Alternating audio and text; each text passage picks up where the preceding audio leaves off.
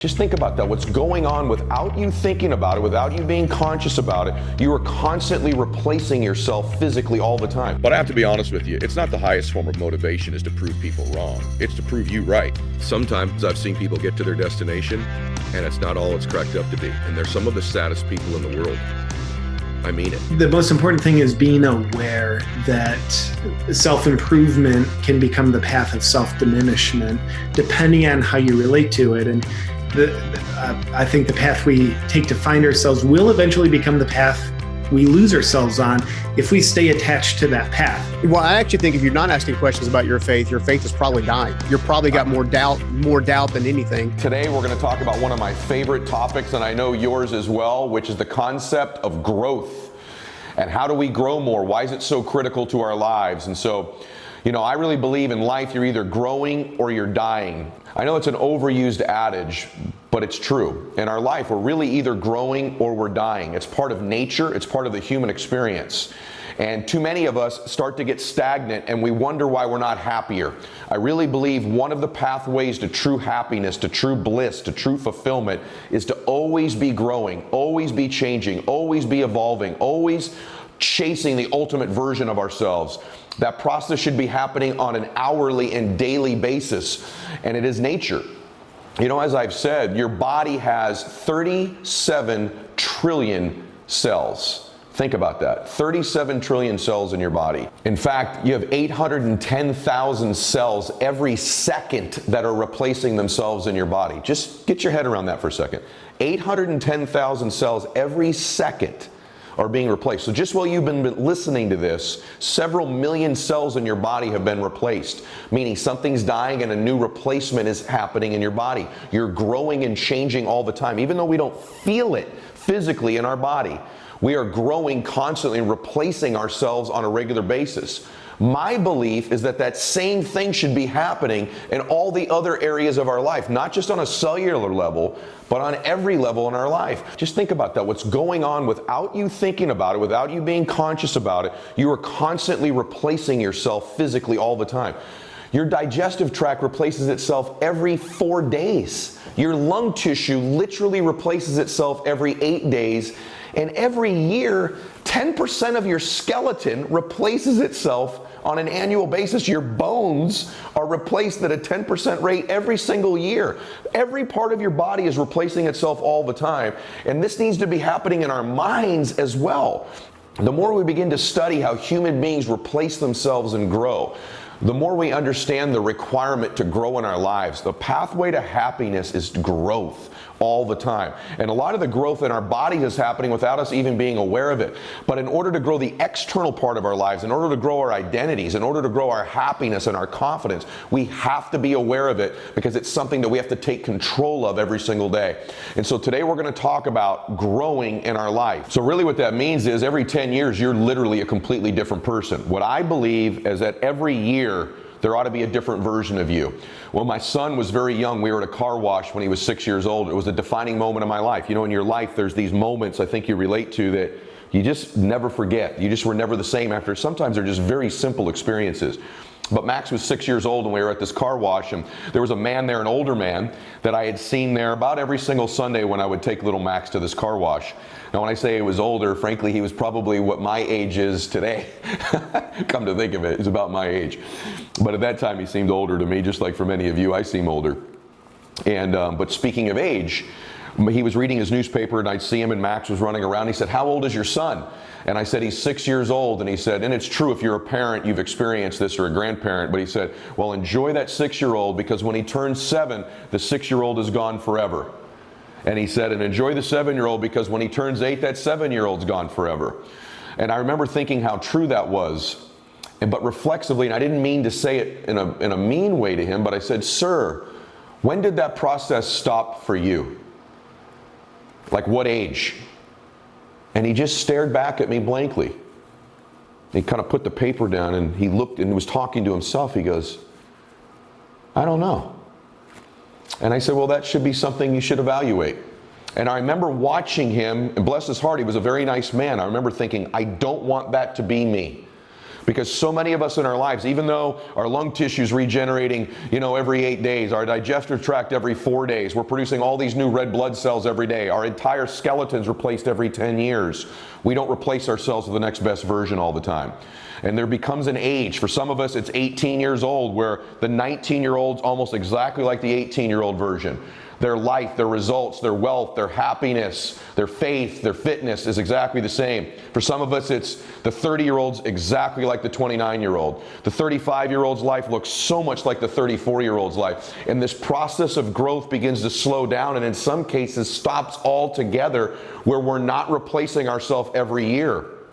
I'm obsessed with birth, but I'm also obsessed with death. I have this belief that someday when I die, I want the Lord to say, "Well done, good and faithful servant." But I also believe God's going to introduce me to the man I was born to be, the destiny version of me, the man I was capable of becoming. And he's going to say, "Ed, meet him. This is the man you were born to be. This is who I made you to be. This is the person with the experiences, the contribution, the memories, the feelings, the confidence, the emotions. This is who you could have been. This is the difference you could have made. This is what you could have done with your life." And when I meet him, my dream, heaven to me would be meeting him and we're identical twins. Hell would be we'd meet each other and we're complete strangers. Our lives were completely opposite directions. I didn't have the experiences, the moments, the memories, the differences I could have made. I didn't become the man I was capable of becoming. And that's hell to me, is meeting the destiny version of me and being total strangers.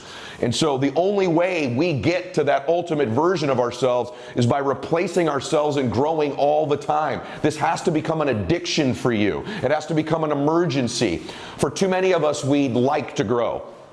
We'll look into it. Yeah, you're right about that. Yeah, I should get around to it. It's true. And every time you don't make it an emergency, it's not a crisis. You're not in a hurry. It's almost like, if I don't do this, I will die. You never get there. And the truth is, whether you know it or not, you are either growing or you are dying. And it may not feel like it all the time, just like you didn't know your skeleton, 10% of it replaced it last year. You don't know the last 4 days your whole digestive tract was replaced. But these processes happen.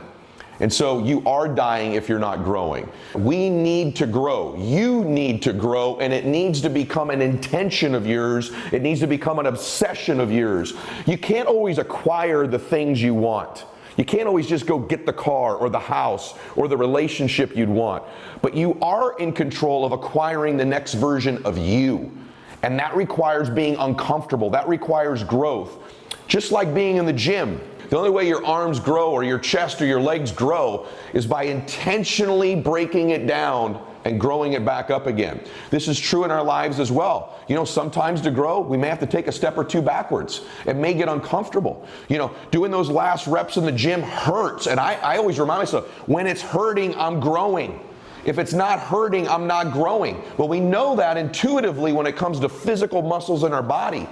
But it is also true of our identity, of our confidence, of our life. It ought to be hurting a little bit, at least, so that you know you're growing. Don't avoid the pain.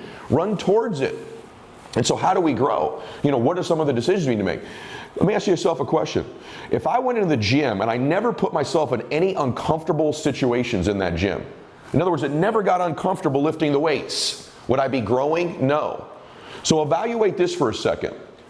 How many uncomfortable situations are you putting yourself in right now? Evaluate the last week of your life. I'll even let you look back at the last month. How many really uncomfortable situations are you putting yourself in that challenged you, that grew you, that pushed you to get to that next level of being who you are? Are you under the illusion, and I love you as a friend, but I think sometimes you're under the illusion that you're going to get these external things you want without growing who you are. You could not be further from the truth. In fact, if you were to acquire those things without growing who you are, we understand the power of identity. You will eventually lose those things because they're not congruent with who you are as a person. So evaluate, number one, the last week, the last month of your life. How many uncomfortable situations are you putting yourself in to intentionally grow? Putting yourself in spaces you're not completely prepared for, right? That you have some anxiety and fear about. Are you putting yourself in those situations that grow you? You know it's true with children. Why isn't it true with you? See, children are constantly in situations where they're learning new things they didn't know before. Every day in math class, every year in algebra, every year in Spanish, every year in English. They're in situations that challenge them, that make them uncomfortable, that grow them. And adults begin to avoid these circumstances and challenges, and they grow at a far slower pace. And so please put yourself in uncomfortable situations. Number 2, what are you listening to? What are you reading? Thank God you're with me here today. This is growing you, right? Are you regularly listening to my podcast? Are you listening to my other audio trainings? Are you listening to the interviews I do on YouTube? Are you following on social media? Have you picked out a couple great books like my Max Out Your Life book? You can get this at maxoutbook.com. I'll buy the book for you. Just use the code MAXOUT. It's on me. Are you feeding yourself the sustenance, the nutrition you need to grow? See, in the gym, it's not just about lifting the weights. There's the other side of it. There's breaking down the muscle, and then there's feeding it with the right nutrition, isn't there? The right supplements. What is your nutrition and what are your supplements? These are the books you're reading. These are the things you're listening to on a regular basis that feed you, that help grow you. That's the second thing. The third thing is, who are you hanging around? Now, I know you hear about this all the time, but there is such a power to association. There's an incredible power to who you're around. You know, you have to have a few friends who make you want to clean up the house before they come over.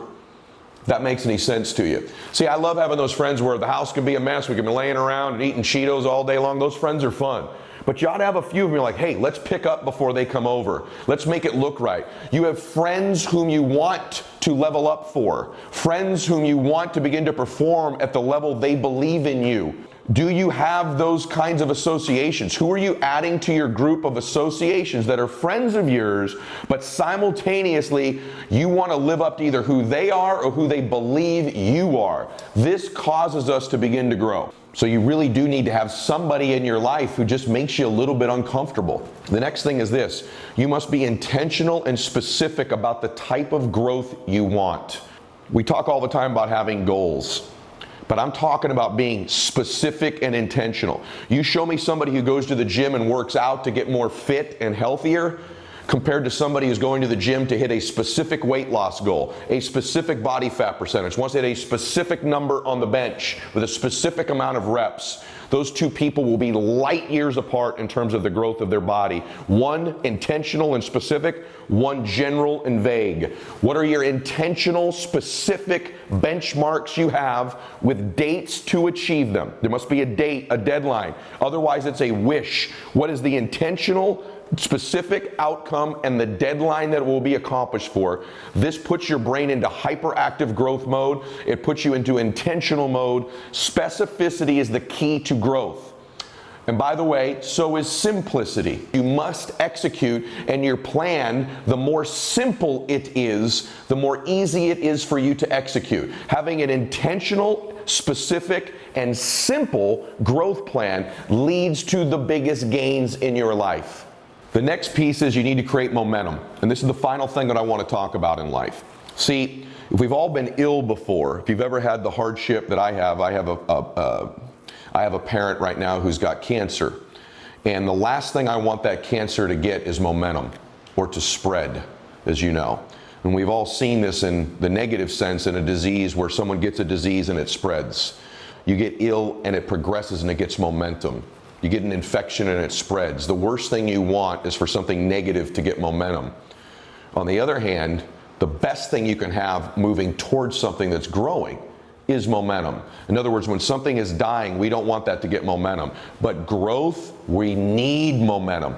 Momentum is the X factor nobody talks about in growth and in winning that I'm going to address last today. You have to create momentum. Momentum is what I call an invisible force that takes something good and makes it great. Takes something great and makes it extraordinary. Takes something extraordinary and makes it a max out level. Momentum is this force that you cannot calibrate. You can't see it. You can't pinpoint it. And let me say this to you. People's bodies get momentum moving towards fitness. Money can begin to compound with momentum.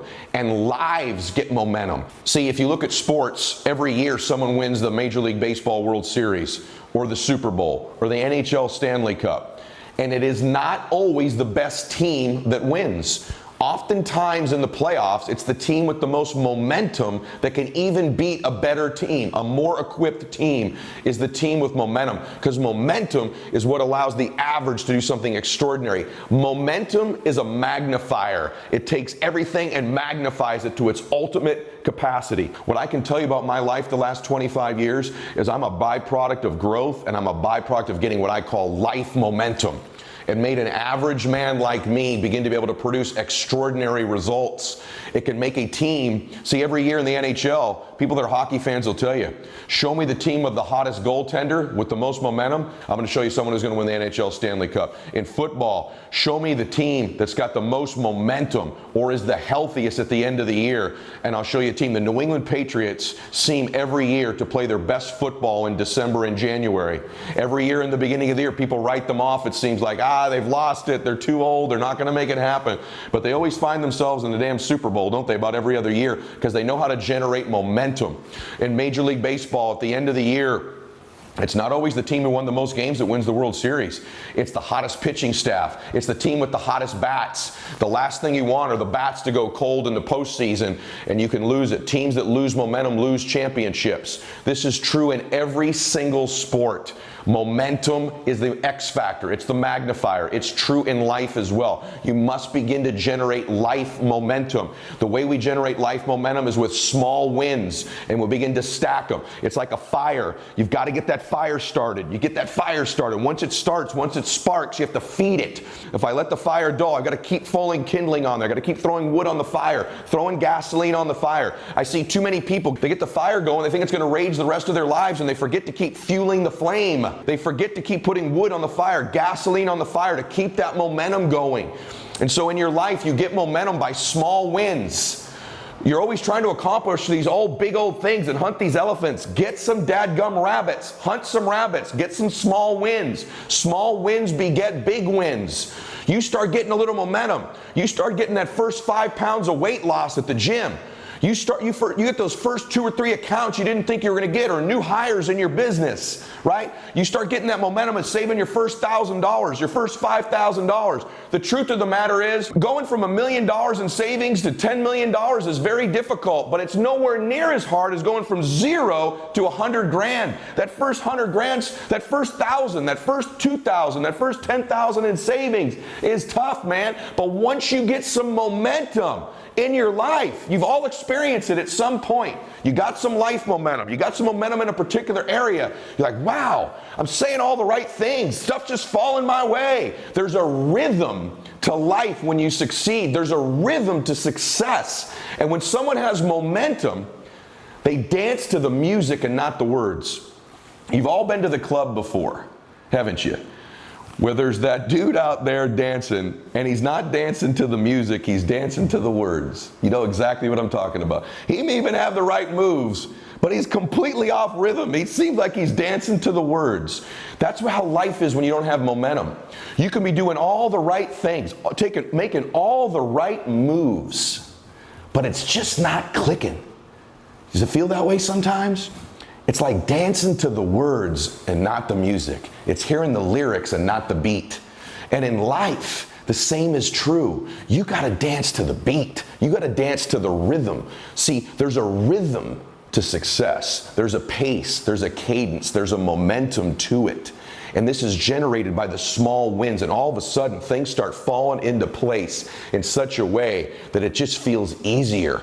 It's like pushing something uphill. You get to the rock to the top. It's so difficult. But then it just starts easy downhill. Now, the mistake people make is once it starts going downhill, they quit fueling the flame. They stop doing the things that got them the momentum in the first place.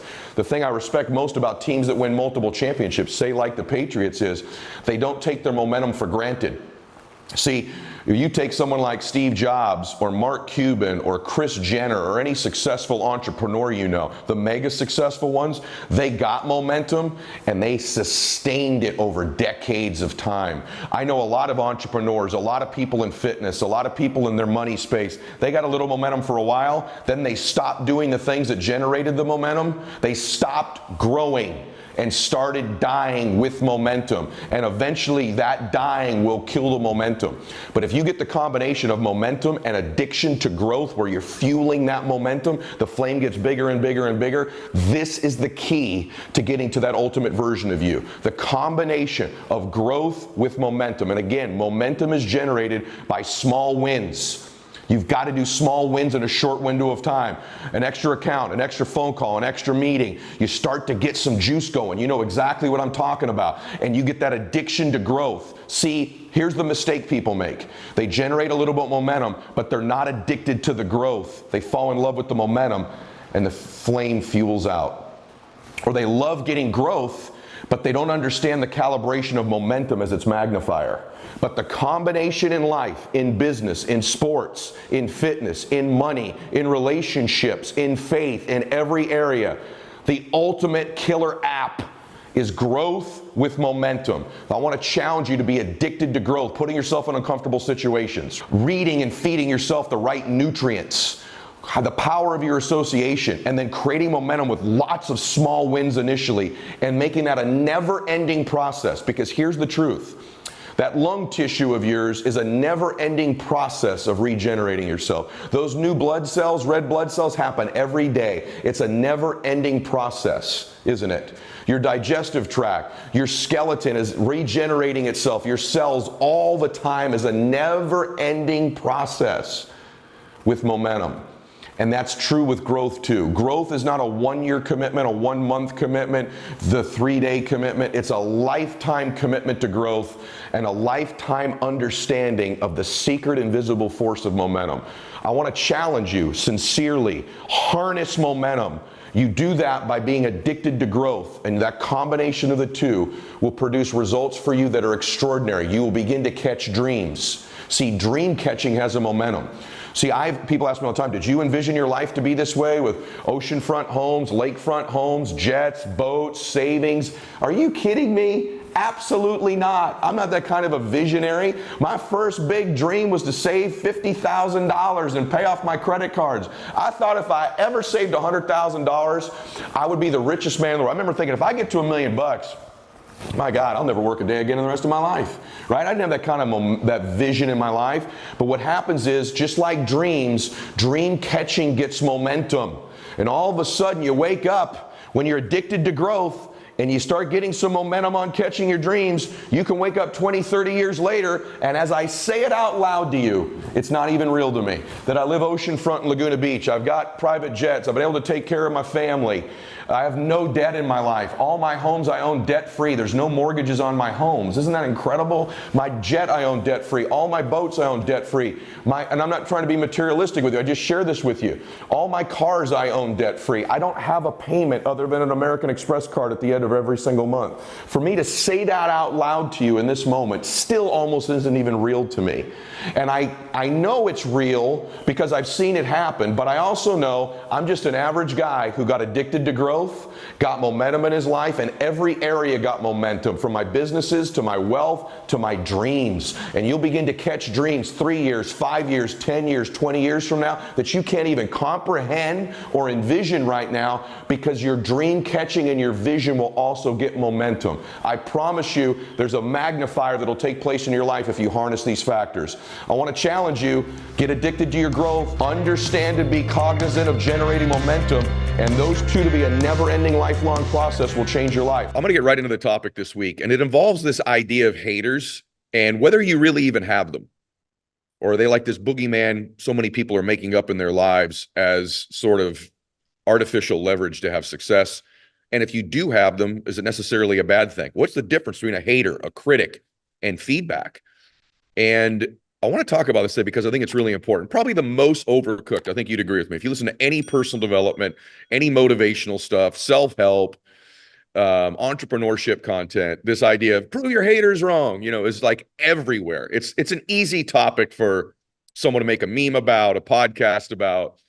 I see on social media all the time, thank you to my haters because you're the reason and I get all that, but I'm old enough that there were no haters when I was young. We didn't even have the term. But what I did have is some critics. What I did get is some feedback.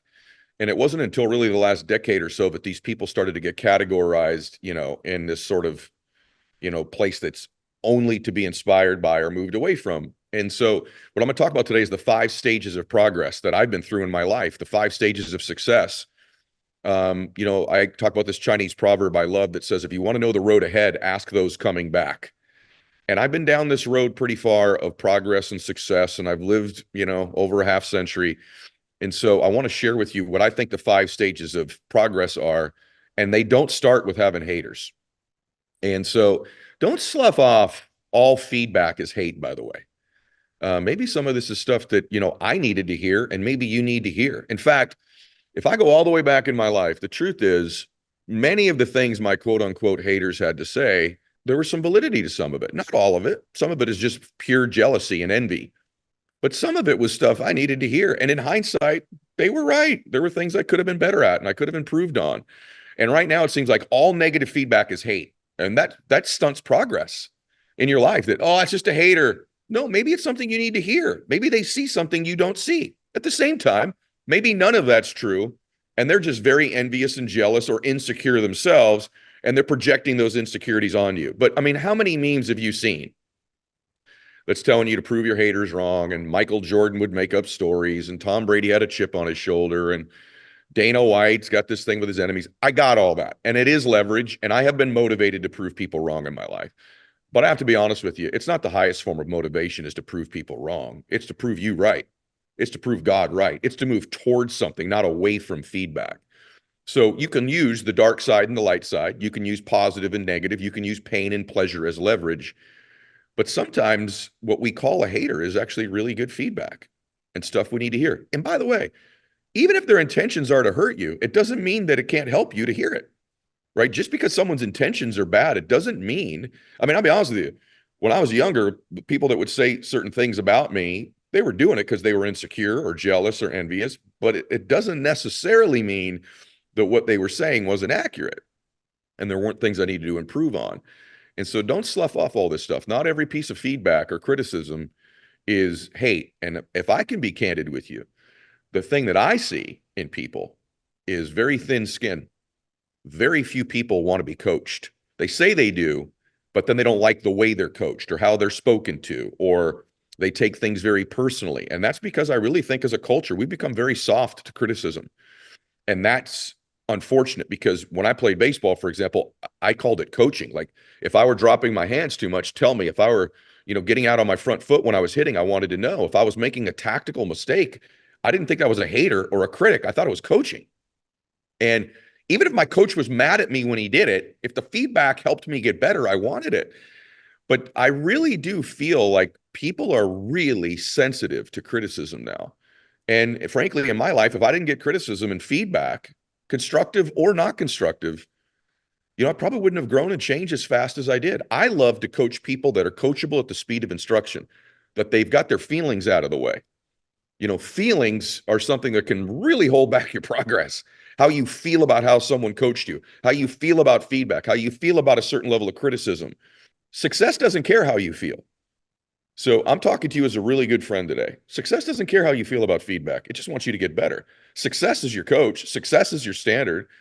Growth and expansion is requisite, right, in your life. And so don't just take everything that's, hurtful as not true in your life. And so people have asked me, like, was when you had the hater stage, I'll give you through the 5 stages now. There's 5 stages of progress in your life. But people ask me, was the hater stage when people were really critical of you, which I'm sure I still have, the most difficult stage of your life? And it's not. Stage 1 is invisible. That was the hardest part of my life. Feeling invisible. People disregarding me, discounting me, not seeing me. Anonymity. That was the hardest part. Feeling like no one cared or took me seriously or paid any attention to me. No one was threatened by my progress or worried about me to compete against. And the invisible stage is the hardest stage of life. And that is the stage the vast majority of people are at, even listening today. And it's frankly the stage most people never get out of. They never leave that stage. Because that invisibility, that anonymity, that complete disregard for you causes you to believe it. I don't think haters or feedback or critics are what stops most people. I think it's feeling invisible. And most people, as I've said, the vast majority of people never get to the point where anybody's noticing them to pick on them. And it's that repetitive pattern of, I've always been invisible, I've always been average, so I'm always going to be ordinary. No one's ever going to take me seriously. No one's worried about competing against me. No one sees me coming. I think that's the stage that, being underestimated is really difficult. And what's even worse than that is no one estimating anything, right? And that's the hardest stage. And it's the hardest stage of where you are. The good sign for you is when you get to stage 2, which is people start to make fun of you. That's stage 2. What a great indication you're making progress. You are now no longer invisible, at least to that one person, at least to those 5 people. So the first stage is usually not like hate. It's being made fun of. It's going from being invisible. And if you're at that stage right now, I can't wait for you to have somebody make fun of you. Because once you get someone making fun of you, kind of ripping you, like, she thinks she's this or that, isn't that cute? Bless his heart. He's going to try. Did you see how bad he did in that speech? Did you see that sales call she made? Oh my gosh, she's hilarious. She takes herself way too serious. Look how he's dressing now, right? Look at him. Look how he talks. Look at the words he uses, whatever it is. Look at him going to his little business meeting. Look at her thinking she's a big deal, right? That making fun of you stage is stage 2 of progress in your life. And at that stage, you can discount all of that feedback. That's not real stuff.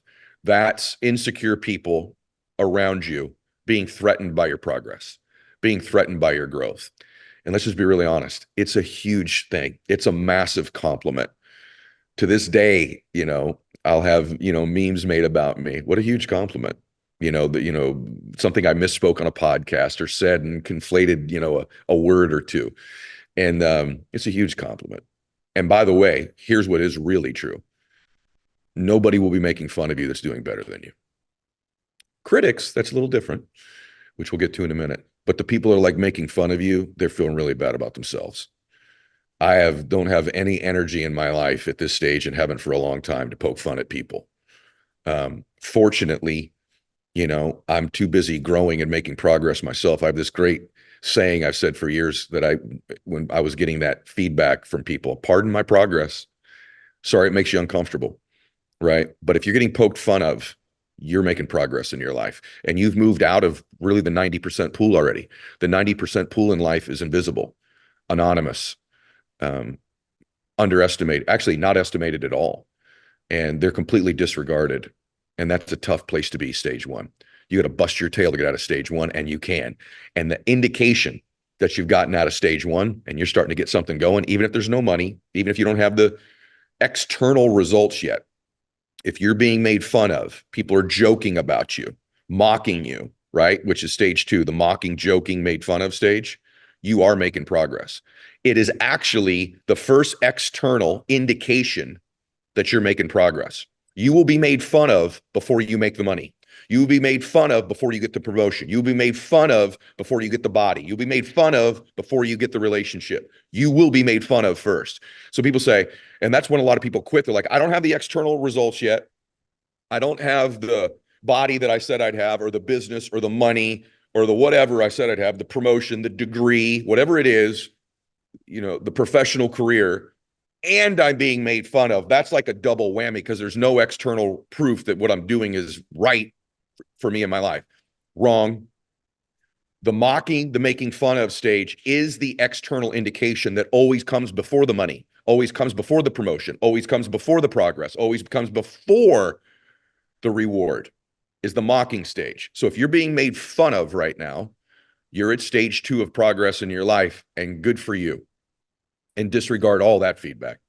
Stage 3, though, is the critic stage. This is when people aren't just making fun of you. Now they're being a little bit critical. And you know what I mean by the difference, right? It hits home. It hits home. They're saying something like, hey, you're spending way too much time away from your family, or all you think about is money, or you're not paying attention to church anymore, or you're so obsessed.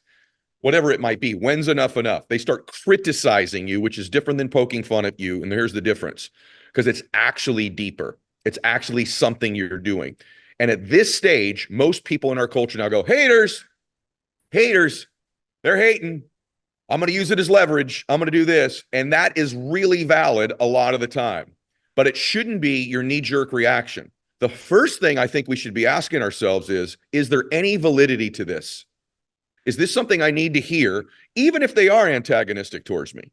And by the way, some of these people that are critical of you, I remember my dad was critical of me several times. And it hurt me because it was my dad, right? It really hurt me. But he wasn't doing that because he was a hater. He was doing that because he was concerned. And in hindsight, he was justifiably concerned about some things I needed to improve. And so people that love you are allowed to be critical of you and to give you feedback. And they should not be sloughed into the category of hater. All criticism is not hate. All feedback is not necessarily to be disregarded. In fact, I'd say it's at least 50-50. You should hear some of it and see if there's an adjustment that needs to be made. Or your business, you're struggling a little bit and you're being criticized because you're not making enough phone calls or showing up early enough or growing or reading or whatever it might be. You should listen to that and decide, is this valid? And don't be so dadgum sensitive. Your sensitivity and your feelings may be costing you your dream. Do you hear me? So, yeah, there are real haters, okay? But can I give you the truth? The vast majority of people are worried about what you're thinking about them. That's what they're thinking about. They're not thinking about you. That's sort of an ego thing. They're actually not thinking about you. They're thinking about what you're thinking about them. Trust me. Right? And so, and I can promise you this, like, I always watch people that are actually somewhat successful still talking about critics and haters. It's like, man, like your game should be so big right now that you're trying to prove something about who you're becoming. I don't spend any of my time with that kind of leverage anymore. Now, I get all that stuff. There's the famous Michael Jordan thing where he, make up stuff, and Dana White's got this thing about enemies, and Tom Brady was a 6th-round draft pick. I get all that. I also know a few of them, and I can tell you that although that motivated them, what really made them great was their standards, was who they were trying to become, was what they were trying to accomplish, was their vision, was their dream. Was there a part of them was always had a chip on their shoulder? Yes, but there was a much bigger part of them that was chasing a dream, chasing expansion, contribution, their vision for their life. They were running down a dream. They didn't have a whole lot of time to spend waiting around and lining up critics. And so I want you to ask yourself that. If you're at the critic stage, this is progress. If you've got critics, you're making progress. Now, there is an adage that's also not true. I can tell you in my experience where people said, you will only get hate and criticism from people doing worse than you. No, you will only be made fun of by people doing worse than you. But trust me, you'll have some haters, some justifiable haters who are critics of yours that are doing better than you. And sometimes they're your mentor. And the reason for that is they're threatened you may take their position. They're threatened you may never need them again as a mentor because you're outgrowing them and will move on to another one. I have watched very successful people be critical, frankly, haters of people that they lead. And I've watched it. And for some reason, they are threatened by the progress of a subordinate or someone in their organization who will someday probably do better than them. Great leaders want to see people prosper and do better than them and cheer them on. People ask me all the time, like, why are you so good to people that, have not always been great to you? And the reason that I try to be is because it's my standard. When I was younger, I wasn't that way. When I was 30, I didn't have this mindset. I just wanted to win. But now I want everybody to win. And I don't believe when someone else is winning, it means I'm losing. In fact, I know that's not true. And so if you're at the critic stage, you're really doing something. But by the way, you can be criticized by somebody doing better than you. It's possible. And if that's happening, just understand it. So you got to distinguish. Is this just a hater? This person is just jealous, envious, insecure, and there's no validity to what they're saying? Then use it as leverage. Or is there some validity? It hits home and it bothers you maybe because there's some validity to it. Some of these criticisms when I was younger would really bother me. And if I really pick it apart now that I'm a little bit older, and currently when I have feedback from friends or whatever, it's because it's true. Or there's some shred of truth to it. And so even if they are trying to hurt my feelings, I'm going to leverage it to get better. If it's just hate, slough it off. So that's the critic stage. Okay, I'm going to take you through the real. We're having a real talk today. Once you pass the critic stage, you become very, very successful. And I'm going to be real with you. This isn't maybe as motivating as it could be, but it will be in a minute. Trust me. But I'm going to tell you the next stage you get to after you're successful. And it's they use you stage. They use you. And you'll then have a bunch of people use you for your connections, use you for your relationship, use you for your credibility, use you for your money, use you for your access, use you for your knowledge, use you for your brand, use you for whatever. And that's the next stage of success. You are now successful when people begin to use you. And almost all people who have had some level of progress and success right now are going, I've never heard someone say that out loud. And it's so damn true. And anyone who's ever made any progress knows this. If you want to know whether or not you're making progress and you are now ultimately pretty darn successful, you're going to have people use you and try to use you. And that is stage 4. So let's just think about this. There's the anonymity stage, the invisible stage. Then there's the make fun of you stage.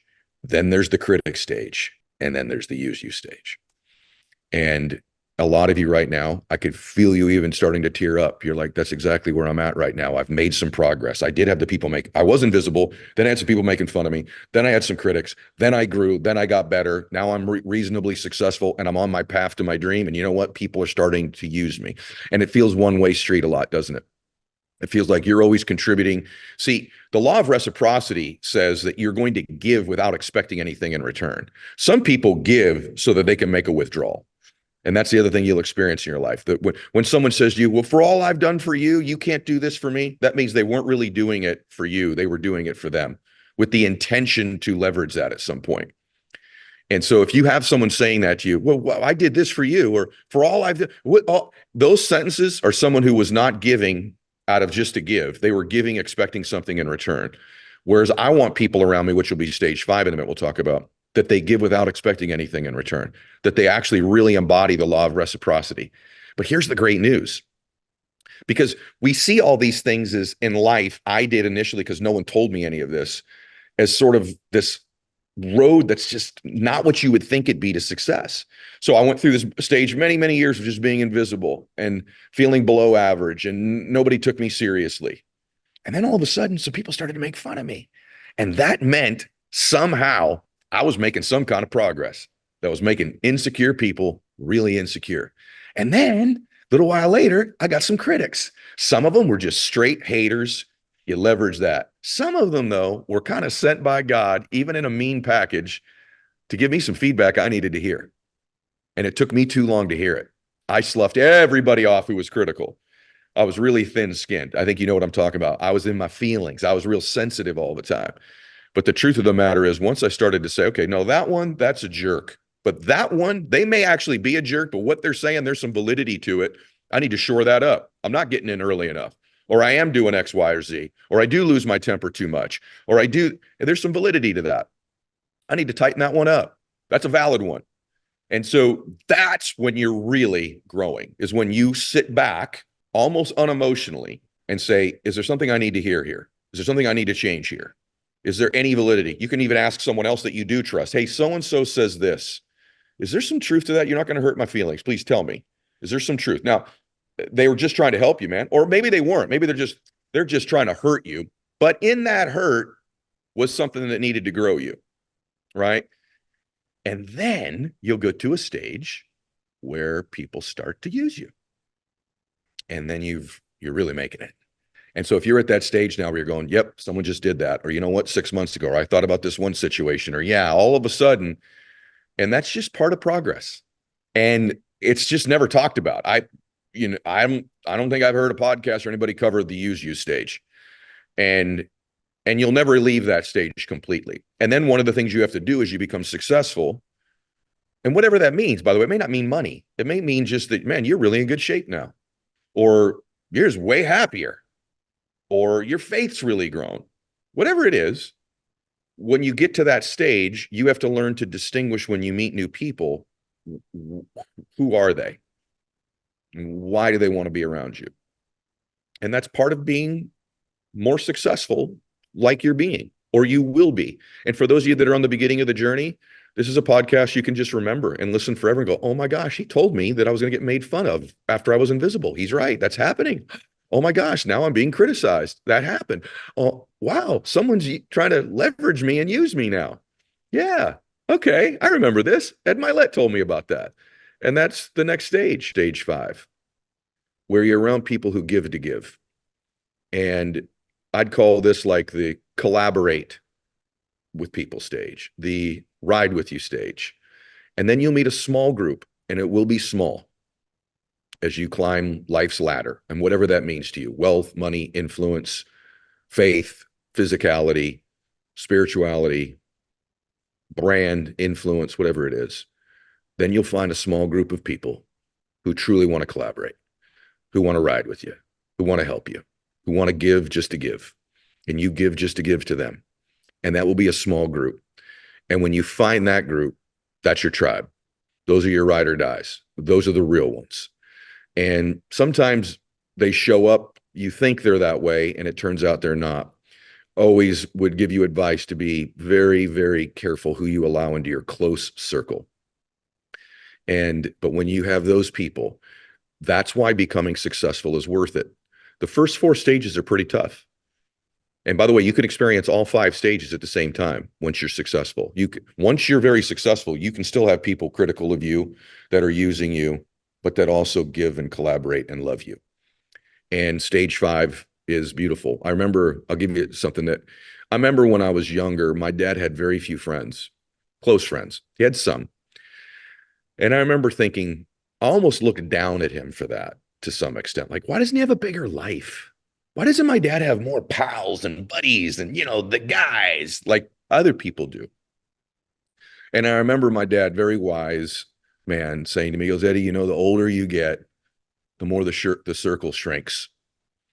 And you realize who truly loves you, who truly believes in you, who truly has your back, who's not there to take all the time, but to give. And he goes, the older you get, you'll realize there's very few of those. And he goes, it'll be a couple friends and it'll be your family. And it won't even be all of your family. And I think he's right. The older I've gotten, I've got a great group of people that are in my ride group, my collaborate group, my friend group. But it's hard to get in that group because I've lived a long time and I've seen this stuff. I hope you can appreciate like a real talk today. And let me say this to you. It's all so worth it, because when you make your dream come true, whatever that is, as good as you think it's going to be to make it come true, it's 1,000,000 times better. And the reason it's 1,000,000 times better is that 5th group of people that you will have done it with them. You can't do it alone. You're going to need the help from some great people. You're going to need some mentors. You're going to need some coaches. You're going to need some cheerleaders. You're going to need some people who tell you the truth. And you need to be smart enough when they tell you the truth, not to slough them off as a hater or a critic, but they're giving you feedback because they love you.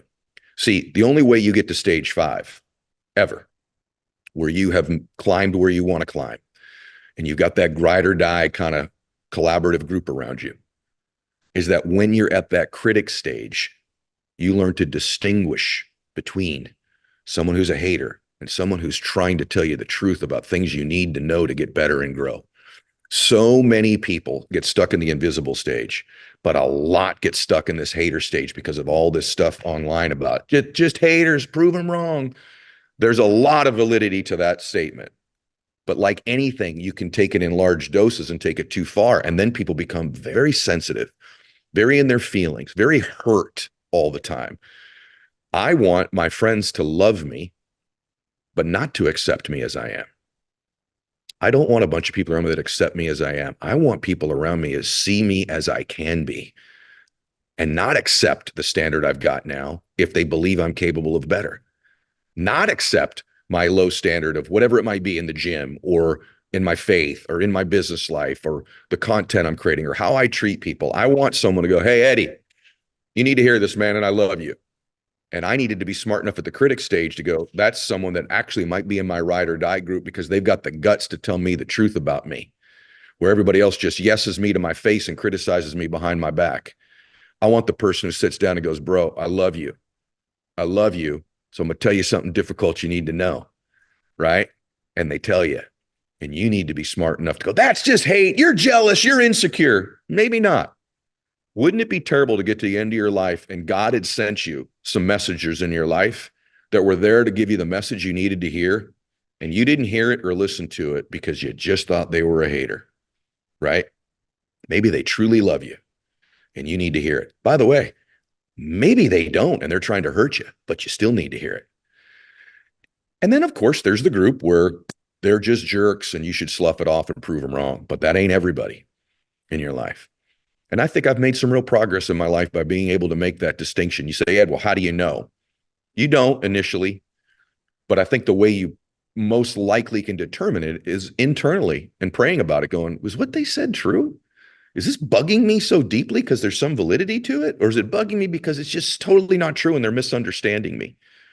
And by the way, if you're consistently misunderstood, you need to change the way you behave and communicate, because that's a you problem.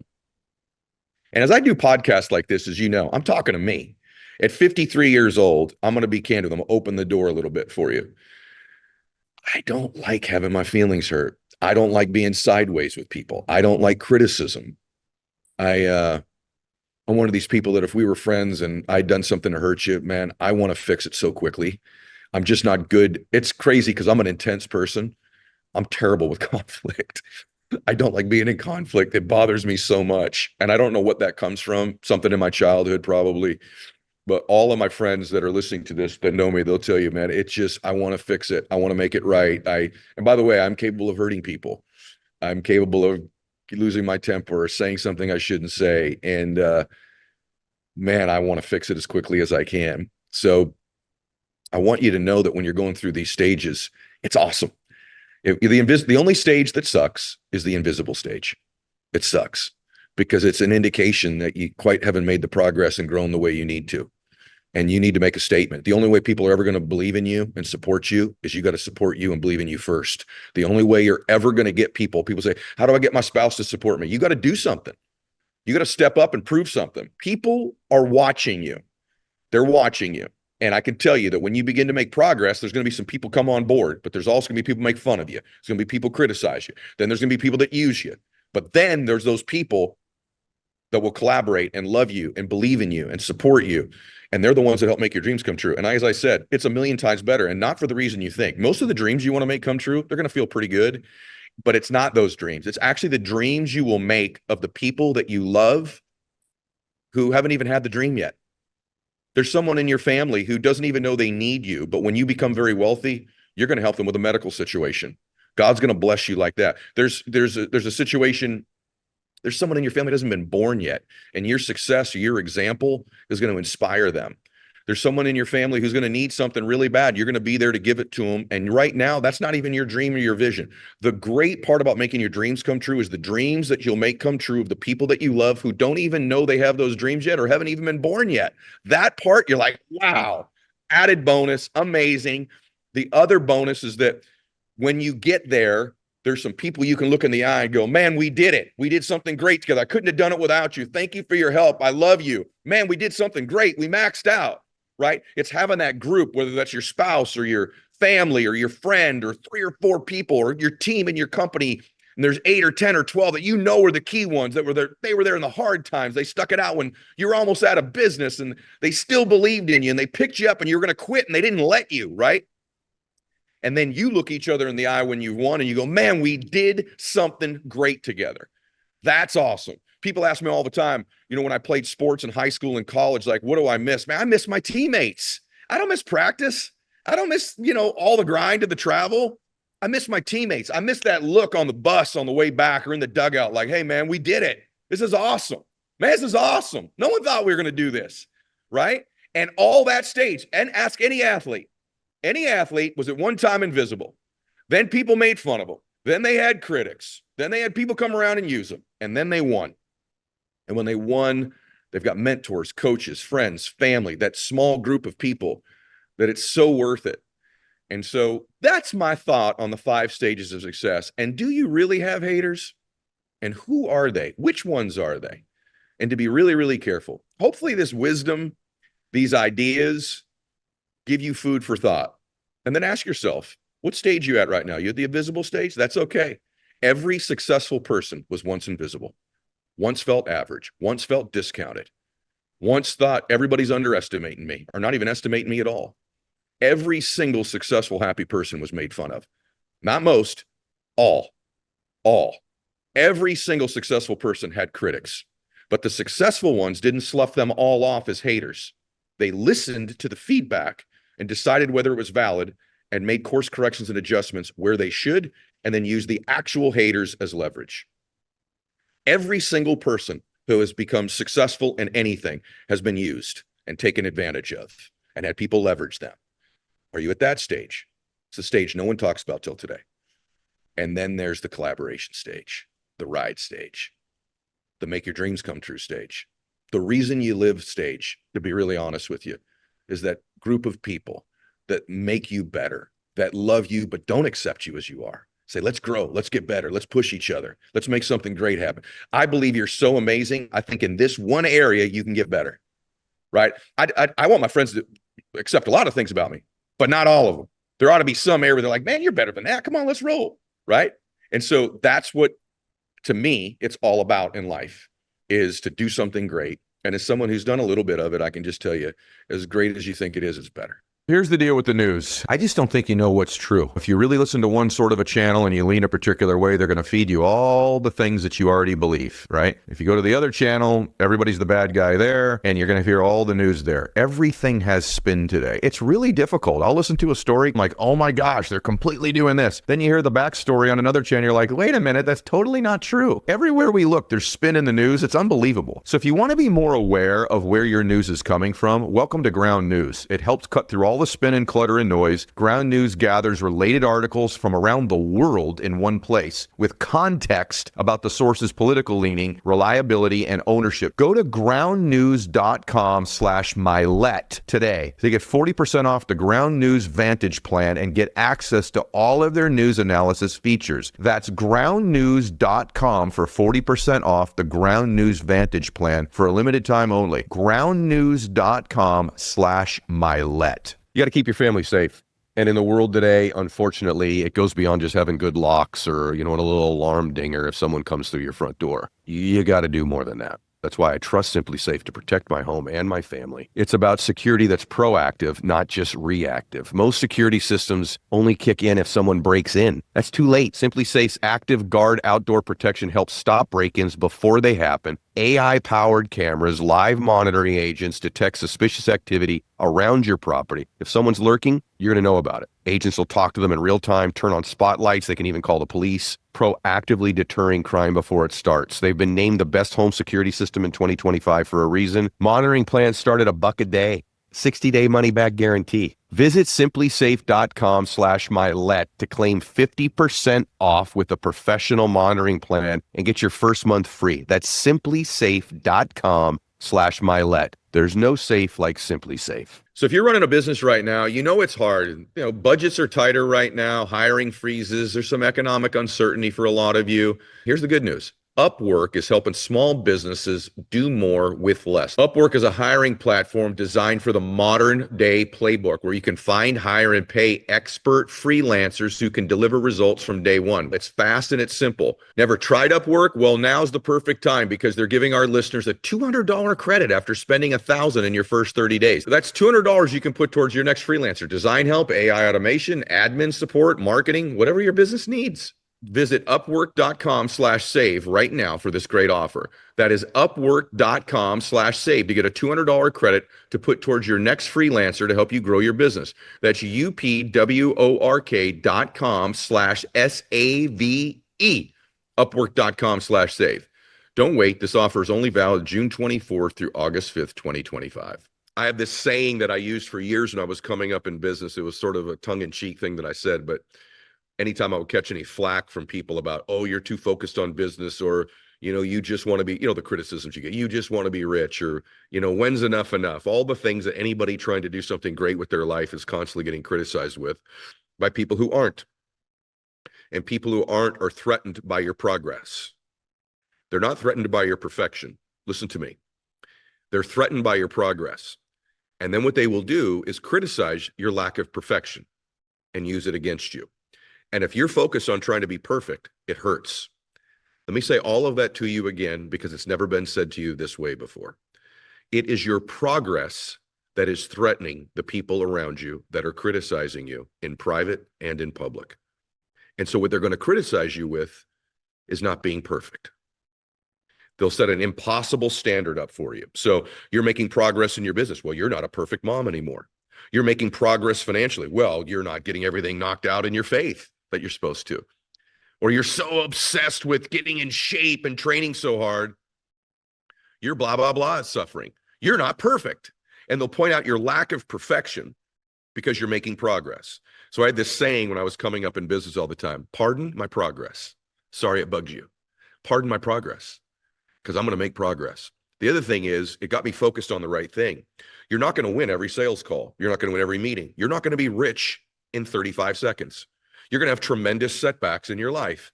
And if you're focused on getting things perfect and getting every sales call right, or every meeting right, or saying the right thing all the time, and having everything in balance in your life and being completely perfect, and you're a perfection person, you will make no progress. And so my ambitions, even very early in my career, were not particular destinations. They were growth. That's why I say growth over destination. If you become so destination obsessed that the lack of that place that you have to imaginarily get to causes you to not grow, when the very thing that's going to cause you to get to that destination is growth. So progress over perfection. Assume this, know this. If you're a great leader, John Maxwell says this, you're probably not going to have 2 great days in a row, right? What you want to be focused on is getting better. That's why when you don't get a sales call right, or something feels like a setback, if you're making progress from it, meaning you got something you've learned from it. So you go, I'm not going to make that mistake again. I'm not going to say that again. Well, I learned a big thing there. That's growth over a destination. That is progress over being perfect. Long ago, I gave up the notion that I was going to be perfect. In fact, I think people that are perfectionists, listen to me, I think you're an egomaniac. And you go, no, I don't have any self-confidence. That's why everything's got to be perfect. Now, you really evaluate that. I think it's your ego telling you got to be perfect. Once you surrender, you're going to screw up. And by the way, let me tell you something that's going to help you. Everybody's screwed up. Most everyone is just trying to figure things out. Most people that you see are just doing a better job of faking it that they got it all together than you are. People that have been on my show, the most famous, successful people in the world in about every area: sports, acting, entertainment, business, fitness, mindset, scholastics, you name it, parenting, whatever it is. They're all still trying to figure it out. The best of the best in the world. Like, here's a stat for you. I just saw on social media. I think the best tennis player I've ever seen, and by the way, I think Pete Sampras was great. He was a neighbor of mine for a while. I think Djokovic is amazing, Nadal. But for me, when I loved Bjorn Borg. If you follow tennis, I loved McEnroe, Jimmy Connors. I'm a huge tennis fan. But the most beautiful, dominant player I've ever seen is Roger Federer. He's just the best for me. You could argue it's the other couple guys or whatever, but for me, it was Roger Federer. And I think if you ask them, they tell you it was Roger Federer. Here's a crazy stat. He just said it. He won like 84% of his matches. So he won a lot of his matches, 84, but he only won 52% of the points. Did you hear that? He won 84% of every match he ever played, but only 52% of the points. That means every other point he was losing. Every other point he was losing. But unlike people who then would lose the match, Roger would get information out of that lost point. Oh, this guy went at my backhand over here. I got to cheat a little bit to the backhand. Or I see how he's spinning the serve differently. And he would get information, and he would grow out of what most people thought was a lost point or failure. And what it was really, it looked like a loss, but he was making progress. So he didn't get the destination that he wanted, which was to win the point. But what he did is he grew from it so he could win the match. The whole idea in life is to win the match. But it's how you deal with the lost points and not having to be perfect. You imagine if Roger Federer got frustrated on every point he lost, it would be every other point. Then he would have won none of the matches, which is why most people lose the match of life, because they can't deal with the lost points. They can't deal with the criticism, the feedback, the negatives, the idiots, the small people with small minds who project their small lives and small thinking onto you. That's one huge thing to deal with. Now you know why they're doing it. It's your progress, and they're going to nail you with not being perfect. So when you see it coming, now you know what it is. Then there's the other type of person. They can't deal with the missed sales call, the financial setback, the person who quits, the person who screws them and take advantage of them. If you're going to win, just get ready. All of that's probably going to happen to you. But the greatest player of all time in tennis can tell you right now, he won most of his matches, but lost every other point. Is that crazy? Because his losses, he got something for the loss, right? He got something for the loss. He got information, a lesson, a move, something from it. Knowledge of how the other person moved, his competitor, what he would do differently next time. Maybe he learned what not to do. Oh man, don't hit that second serve to the right side because this dude just has a return that smokes it. So I've got to hit it to the other line, whatever it is. Or I got to get to the net faster. I got to take behind the baseline further.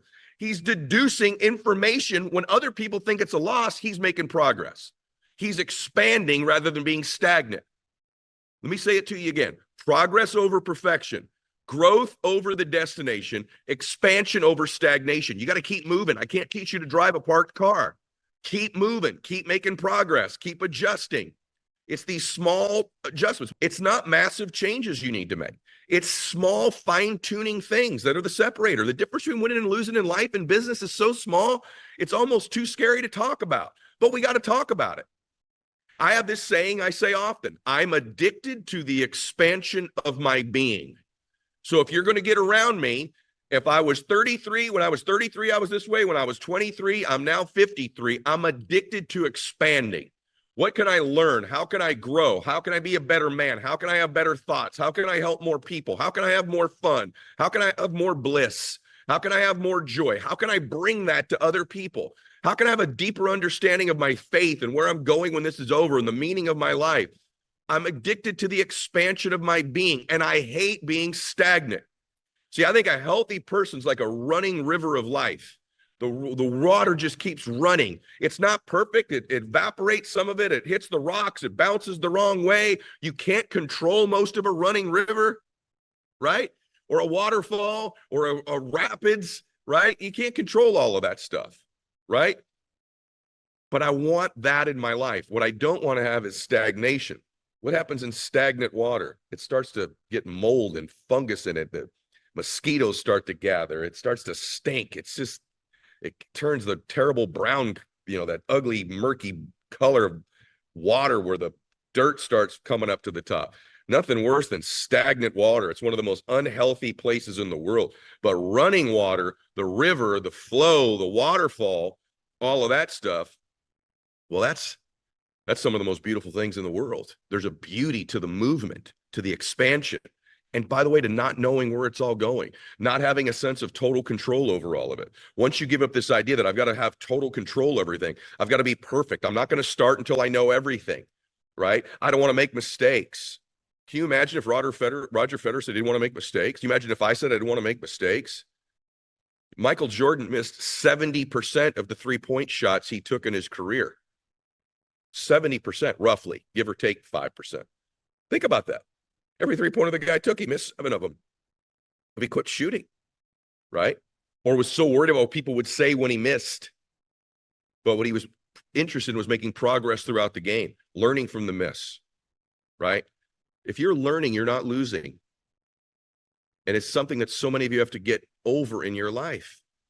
I think the most important thing you say is progress, growth, and expansion. Progress, growth, and expansion. PGE. And if I'm doing those things, I'm cool. And I could tell you where I am today in my life, whether, I'd love to be further along in different areas, clearly, but it's because I've been obsessed with progress, not perfection. I've been obsessed with growth. How can I learn? What can I read? Who can I get around? Who's got the directions? In this case, what podcast should you be listening to? I think it's this one, right? How do I expand? What do I learn from this setback? How do I reframe and reshape this experience so that it serves me? There's been huge failures in my life. And I'd like to tell you, I wish I wouldn't take any of them back. I'm sure there's a couple business I wish I would have done differently. But you know what? I learned the lesson. I'm not going to do it again. I didn't go into this thinking it was going to be perfect. I'm under no illusion that life is easy. I actually believe usually if life is going really, really easy, you're probably not making progress. you're probably not growing. You're probably not expanding. And it's sort of like that water that stagnates. It feels pretty good for a while because you know where it is and it's calm, right? And it's not a lot of loss. They're not running over the rivers of rocks of life. But then slowly but surely, those people that you think have those lives that are so cool because nothing's happening, that life starts to collect stuff it doesn't want, starts to stink, starts to not look so good. And I think the lives that are lived the best are willing to not be in total control of everything all the time. They're willing to live as a learner. They're willing to make mistakes. They don't take themselves too seriously. I really believe that perfection thing is an ego thing. You're obsessed with what people think about you. And it's your obsession with what other people think about you that will ultimately cost you your dream. It's this obsession with what people are going to think. It'll cost you your dreams. It'll cost you your destiny. Whereas if you could just get to the point where you make mistakes, learn from them, and actually, and sometimes laugh at them. I've done so many stupid things and said so many stupid things in my life that it's actually kind of laughable sometimes. But I've said a lot of good things, and I've had a lot of wins too. And I've helped a lot of people. I'm willing to give myself a little bit of grace because I'm human. I don't take myself that seriously. This is really, we're all playing with house money here. If you're listening to this, more than likely, you live in a part of the world where you can make an impact on your own destiny. If you're listening to this, more than likely, most of you could get access to medical care if you needed it. More than likely, most of you had a meal today. Not everybody. And if you're not one of those people that has those things, I hope in any way, shape, or form my work will help you get to that baseline level. Because I have met a lot of you that have come to events that says, I'm living in my car right now. I'm sacrificing everything. And I understand that. I learned recently when I was a little boy that we were on welfare. I didn't even know that as a little boy. And so I pray for you that that situation changes. And I can tell you how it's going to change. Progress, not perfection. You growing and learning and getting better, not just some destination. And you focused on expansion. I can promise you that. And not being stagnant. I've hit a lot of the destinations that I have. I'll just tell you what happens when you get there.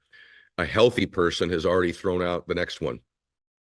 And sometimes I've seen people get to their destination and it's not all it's cracked up to be. And they're some of the saddest people in the world. I mean it.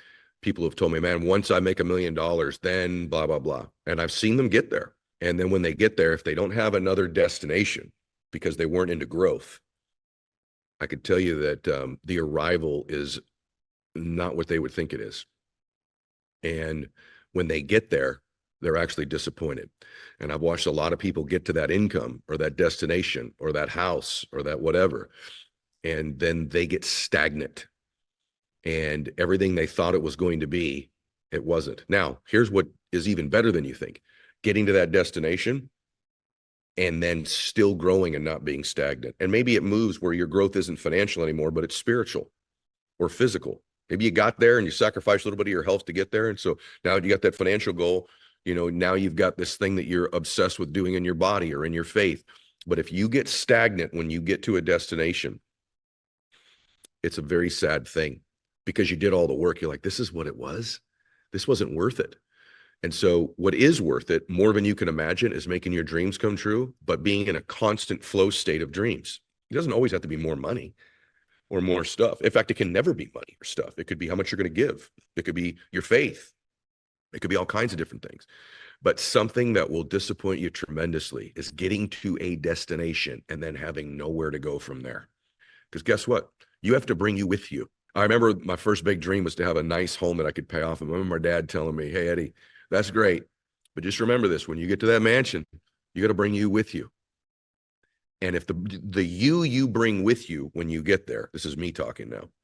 If the you bring with you when you get there isn't someone who's expanding, isn't someone who's making progress, isn't someone who's still growing in some area, you'll be miserable with that person.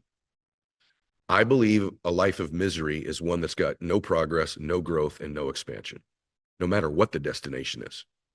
Okay? So you've got to have some area in your life that's making progress, growing, and expanding in order to stay happy. Now, again, doesn't have to be money. In fact, for most of you, it won't be money.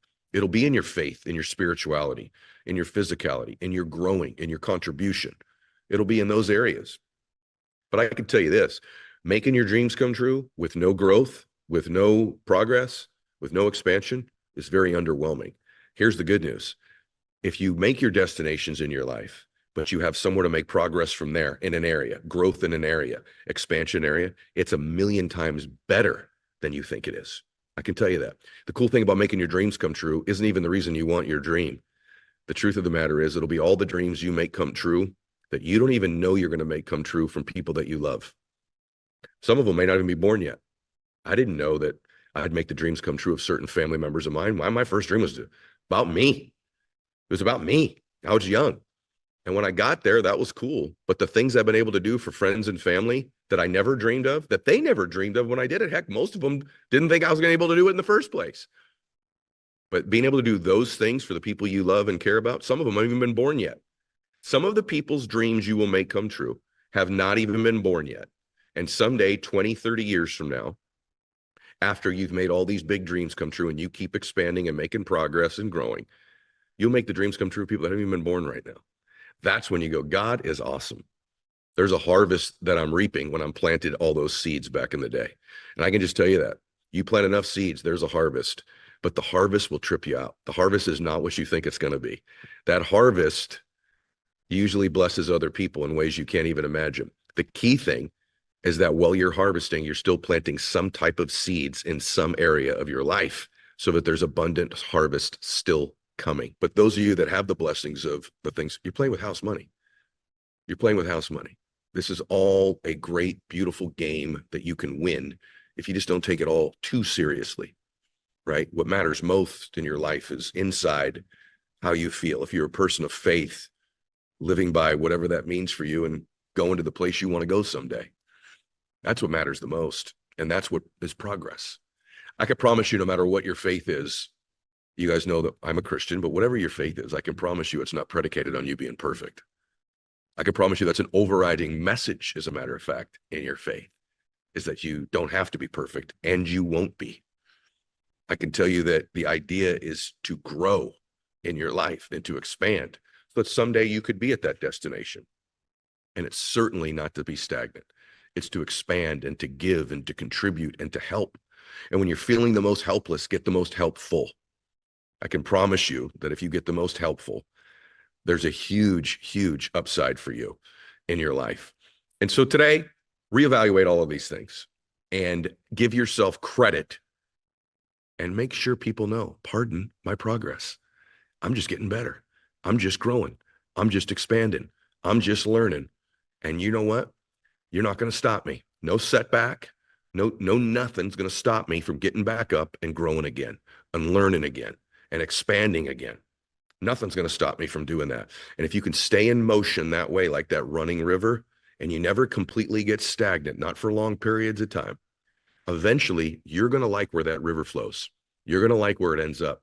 I know that it ends up in a beautiful place because the beauty isn't even where it lands, because it's always going to keep moving. The beauty is in the ride. The beauty is that ride down the river. It's just awesome. And I can tell you that I've just become addicted to that ride.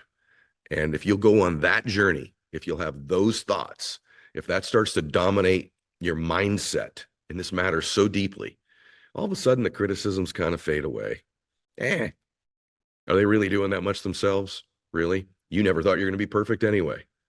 And I can promise you this, when you do have that big success someday, the noise that thunder makes when you win drowns out these critics, these goofy mistakes you made, these setbacks. The truth is that when I think about it, I can remember all of my setbacks. I can. Really painful times, like the time I tried to pull $20 out of an ATM and it wouldn't give me the money out because I didn't have $20 in there. Time I had to beg for gas. The time my electricity's been turned off multiple times. Cars repossessed. I had the water turned off. I've had all kinds of setbacks. I've lost houses, had my cell phone turned off all early in my life. But I can tell you, once you win, you don't spend a lot of time thinking about that. Now, if someone asks me or I'm doing a podcast, I can go back there. But once you win, that kind of gets erased. Your day-to-day mindset's about your day-to-day life then. and the things you're doing then. So what I guess I'm saying is this too will pass one way or the other. I just want you to have a victory for all the pain you're going through. You should be getting something for your pain. You should be getting something for these difficulties. You should be getting something for these critics. Let them underestimate you. They underestimate you at their own peril. And someday they'll tell you, oh, I knew you were going to do it. I just believed in you from the beginning, and you'll know better. And you can just give them grace and smile back at them. Tell them, hey, here's the keys to the lake house. Go enjoy it. If you choose to. One of the hardest laughs I've ever had is a video. Well, a lot of yours are your videos, but one of them is JP does this one skit where it's like appropriate conduct at a personal development self-help event. And it's all the different things you say, like it's hilarious. But what led me down the road, because what was funny about that for me was, and go see this video, guys, we'll scroll it in on the YouTube right now so you can all see it. But it made me think about something that's an area I want to go. I've never gone on here with somebody, but I know because of the way you nuance things, you can. And that is that the personal development, entrepreneur, self-help, life strategy space, you can get to the point where you're addicted to your point of consuming the content and never actually taking the actions to physically change your life. Yeah. You know what I'm saying? Almost like, I don't want to say seminar junkie, but kind of, if you know what I'm saying. And so there's a fine line between that. I think you would agree with me. What would you say to somebody who's like, they've consumed a lot of content. They've read every Wayne Dyer book. They've been to every Tony Robbins event. They've gone to my things. They've got a life coach. What would you say to somebody like that? I know it's a hard thing to say because maybe their time hasn't come, but what would you say about that? I think the most important thing is being aware that self-improvement can become the path of self-diminishment depending on how you relate to it. And I think the path we take to find ourselves will eventually become the path we lose ourselves on if we stay attached to that path. So for example, I remember in my 20s, I read so many books. And that was a path I was finding myself on. It was truly improving me. And then it became an escape mechanism where instead of like going out and living life and facing the challenges and applying what I was learning, I was staying in the comfortable protection of the prison of continuing to do the same thing I was. And it took me a while to recognize like, oh, I'm actually diminishing myself. And this is all self-improvement books, so it's easy to rationalize. Yet, man, I think a paradox of life is the seasons change. The path we take to find ourselves will eventually become the path we lose ourselves on if we're not willing to upgrade the path based on not what anybody says other than our heart's calling. It's just like, when we look at the farmers farming their fields in the springtime, see them applying fertilizer, plowing, planting, watering. Dude, if they keep doing that, that will kill their fields. But they know the right strategies in the spring, then the summer, and they're doing the opposite strategies in the fall and the winter. They're realizing not doing anything is what's best. And I've been the self-help junkie where every weekend I've got to go to another seminar or workshop. I don't take a bowel movement unless I have a book in my hand. That was before the social media. So, but like now I'm in a time in my life where I've probably read 2 complete books the past year. And dude, I'm so interested in learning, yet I'm finding like, wow, when I'm not burying my face in someone else's opinions of the world, I'm getting more in touch with my own opinion. So it's like I'm learning about life more through connected conversations and seeing how the lens of my own eyeballs reports life back into me. So, the late great Ram Dass once said, you can't get out of a jail you don't know you're in. And I think the way you framed up the question, Ed, you brought awareness for everybody about a jail that they don't know they're in, that they don't know is even a possibility. But when we know it's a possibility, we can better recognize when we're in that jail of protecting ourselves through self-improvement classes, books, and all the things. Yeah, so good. Like, the way you say it too is I think about thoughts too. And, sometimes experiential learning is the best learning, which is really that stage of your life you're at. I think your point is if it's serving you and it's growing, you continue to do it. But when you're aware that you're at a point where it doesn't, and the same thing is true about thoughts. Don't you think, like, I've had thoughts in my life that served me at different stages. Yeah. And to continue to drag these thoughts into this new stage of my life, some of them are no longer thoughts that serve me anymore. Don't you agree with that? Amen. The people I like to have friends and learn from are the ones that disagree with their past self. And they're the ones that they have so much courage. They're willing to be so bold with their thoughts, their actions, and their voice right now, even though they know their future self is going to disagree with them. That's the bad side of getting wiser. Your wiser self will disagree with you now. But, we don't need to do it shamefully. We live in an age where just for goofy reasons, we look at politicians who change their mind. They're like, dude, they're a nut job. They changed their mind. It's like, dude, you're a nut job if you think it's wrong to change your mind. But we can look at it with compassion and growth and evolution. And I look at myself when I was 9 years old. I was in third grade. I disagree with so much about how I interpreted the world when I was 9 years old. Yet I look at my 9-year-old self with great reverence and compassion. Say, like, of course you saw the world that way. And thank you, young JP, for having such an open mind to allow my mind to expand so that I can think what I think today and be who I am today. Because when we vilify changing our mind, that's like saying, cool, I'm in third grade. This will be the ceiling and I won't change. I'll always have a third grade mentality so that I can stay consistent. Wow. Yeah, one of my favorite things ever said on the show right there.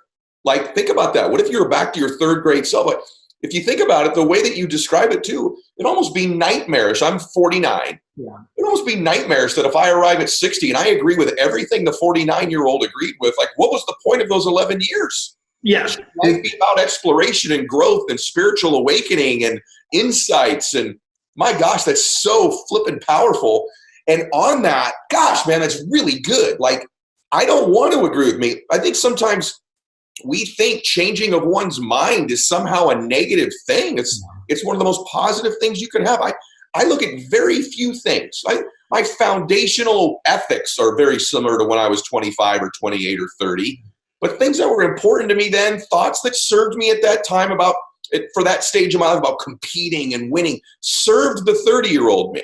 It served me at that age. At 49, I love to collaborate. Collaboration and connection is far more important to me at 49 than it was at 29. And by the way, for some 29-year-olds, that's the most important thing for them right now. And at 48, it's going to be competing in some sport they find at that age, right? So wonderfully said. And you also have this analogy, because I've gone through it, I talk about it a lot, of a midlife crisis. It's kind of a similar train of thought. I write my book about my daughter teasing me about having a midlife crisis. I'm like, I've had several of them. But I think there's people here that are at 25 or 30 or 35 that maybe a midlife or early life crisis would serve them in some way, don't you? Oh, in my opinion, hell yeah. The alternative is we suffocate in the coffin of our comfort zone. But the crisis is the caterpillar inside who's really transformed and not a caterpillar anymore. It's the butterfly. The crisis is the butterfly having the urge to get the hell out of what was. That's the cocoon. What was, that's might be old beliefs, that might be old relationships, that might be an old job. But I mean, largely it's like beliefs, so much an inside job. In the crisis, essentially, in my opinion, the voice of the crisis says things can't go on as they are. Yeah, please don't let them. Please let yourself change. And I think the more we stay rigid through our certainty of what we believe, I got to stay consistent with who I've always been and what people expect of me. The more we do that, the more intense the crisis needs to be to create the motivation to get the hell out of the cocoon that we spun for ourselves. And I'm actually kind of scared about what my next crisis will be, because like it sounds great when we're talking about it and we can be all glorious. Like, dude, I've learned so much from my crises. You've gone through many, and like we can look back post game and be like, dude, that was the best thing that ever happened. Yet to be freaking real, when we're going through it, it feels like the world's going to end to us. And that's why I believe to live the life of self-realization, growth, fulfillment, we have to be willing to feel scared to death. What I will say to you is this notion that, hey, questioning or being curious about your faith is somehow a lack of it. Mm-hmm. Boy, the reverse is true. Yeah. Curiosity. Listen, I'll give you an example. I'll mess this up by a number or two. Asking questions, okay? Asking questions matters. Do you know how many times in the Bible Jesus asked questions? I'll get it off by one or two here, but let me just say this to you. Jesus in the Bible asks over 300 questions. Mm-hmm. Do you know how many he answers in the Bible? 3. Jeez. So in the Bible, Jesus is asking questions. Mm-hmm. So he is teaching us through his example that it's healthy to ask questions. It's healthy to be curious. It's healthy to understand more. This notion that I better not ask anything. I better just, stay right in my lane. Yeah. Well, that doesn't grow your faith. What grows your faith is a relationship, and relationships are questions and answers and contemplation and prayer. And so I wholeheartedly encourage people to ask more questions and be more curious about their faith, because it'll expand and grow. Well, I actually think if you're not asking questions about your faith is probably dying. You're probably got more doubt than anything. Imagine any relationship you have. Imagine any relationship, brother, where there's no questions being asked. That's a dying relationship. It's not a relationship. Yeah, it's not a relationship. Yeah. I was telling my kids this a number of years ago, but I had this epiphany one afternoon. I went and spoke somewhere, and at the end of it, there's often folks that want to talk to you and stuff like that, and talk about the presentation or whatever. And I had this interesting epiphany. And the guy was like, inside of your presentation, there were things that caused me to reflect, caused me to question, caused me to do this. And I said, well, that's because I've discovered that questions open hearts and statements close them. Very good. Very good. Very true too. Oh, dude. Well, and think about, all right. So I've built several businesses now. Yeah, right? I know. Different scale of different ones, but I've done my best to be a good dad, done my best to be an absolute good husband, done my best to be good to my team. Totally screwed that up early in my business career. I was totally egocentric than anything else. Right. But through all of that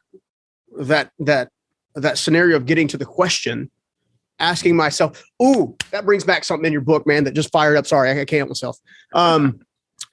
You actually asked a profound question that was centered around question. And it was, do you ever ask questions of the questions that you ask yourself? Right.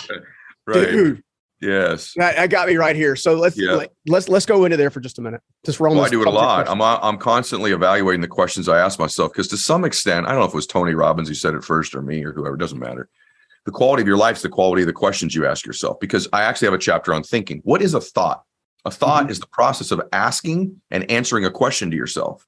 That's what it is. So if you can change the quality of the questions you ask yourself, you can change the quality of your life.